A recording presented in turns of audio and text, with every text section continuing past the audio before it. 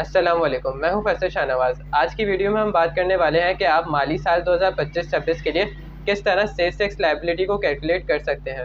FBR ने नए rules और रेगुलेशंस इशू किए हैं जो कि फाइनेंस एक्ट 2025 के जरिए सेल्स टैक्स एक्ट 1990 में चेंजेस के साथ लाए गए हैं।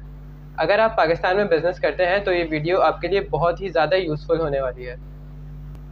सबसे पहले ही समझना ज़रूरी है कि सेल्स टैक्स लायबिलिटी निकलती कैसे है। देखें, जब आप सामान खरीदते हैं तो उस पर जो आप टैक्स देते हैं उसे कहते हैं इनपुट टैक्स, और जब आप सामान बेचते हैं आगे तो उस पर जो टैक्स बनता है उसे कहते हैं आउटपुट टैक्स। अब सिंपल सी बात है कि इनपुट टैक्स को आउटपुट टैक्स से माइनस करेंगे तो जो रिमाइंडर अमाउंट बचेगी, जो टैक्स अमाउंट बचेगी, वो एफबीआर को देनी होती है। मतलब कि आपको दो दो दफ़ा टैक्स नहीं देना होता, बल्कि सिर्फ नेट सेल्स टैक्स अमाउंट ही जमा करवानी होती है। लेकिन ये एडजस्टमेंट तभी वैलिड होंगी जब आपके पास सही डॉक्यूमेंट्स होंगे, जैसे कि हर टैक्सेबल सप्लाई के लिए एक प्रॉपर टैक्स इनवॉइस जिसमें आपका नाम और आपका रजिस्ट्रेशन नंबर हो। इसके साथ साथ अगर आपने सामान इंपोर्ट किया है तो उसकी बिल ऑफ एंट्री या कस्टम्स का गुड्स डिक्लेरेशन भी होना चाहिए। और इसके साथ साथ अगर आपने ऑक्शन से सामान खरीदा हो तो उसका ट्रेजरी चालान जो कि सेल्स टैक्स पेमेंट प्रूव करता है वो भी इसके अंदर रिक्वायर्ड होगा।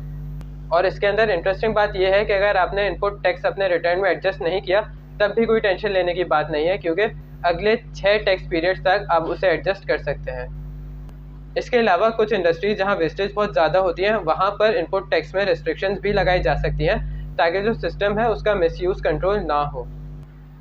अब बात करते हैं कि बिजनेसेस के लिए इसकी क्या इंपॉर्टेंस है। सेल्स टैक्स लायबिलिटी सही तरह कैलकुलेट करना बहुत ज़रूरी है, वरना पेनल्टीज़ का रिस्क हो सकता है। अगर कंप्लायंस स्ट्रॉन्ग रहेगी तो बिजनेस स्मूथली चलता रहेगा और अननेसेसरी इश्यूज़ भी नहीं आएंगे। और क्योंकि फाइनेंस एक्ट 2025 ने कंप्लायंस को और टफ बना दिया है तो बिजनेसेस को अपनी रिकॉर्ड कीपिंग और रिपोर्टिंग को प्रॉपर्ली मेंटेन करना होगा। तो दोस्तों, ये था एक सिंपल ब्रेकडाउन कि सेल्स टैक्स लायबिलिटी को किस तरह डिटरमाइन किया जा सकता है। अगर आपको ये वीडियो इन्फॉर्मेटिव लगी तो वीडियो को लाइक करें, शेयर करें और चैनल पीके रेवेन्यू को सब्सक्राइब करें ताकि आप तक लेटेस्ट अपडेट्स बर वक्त पहुँचती रहें। शुक्रिया।